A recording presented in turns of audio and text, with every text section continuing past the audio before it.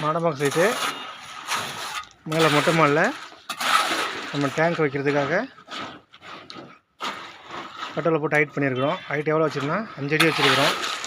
கட்டலை மட்டும் 5 அடி வச்சுருக்கிறோம். அது மேலே காங்கிரீட் வந்து 4 இன்ச்சு வந்துடும். டேங்க் வந்து சின்டெக்ஸ் அது மேலே வைக்க போகிறோம்.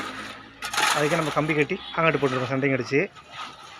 பாருங்கள், டேங்க் வந்து குபேர முள்ள தான் வைக்கணும் வாஸ்துபடி.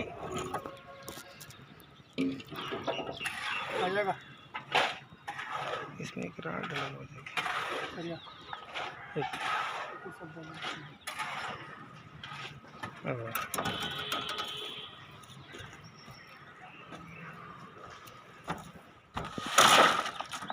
राड उठा ऊपर डाला।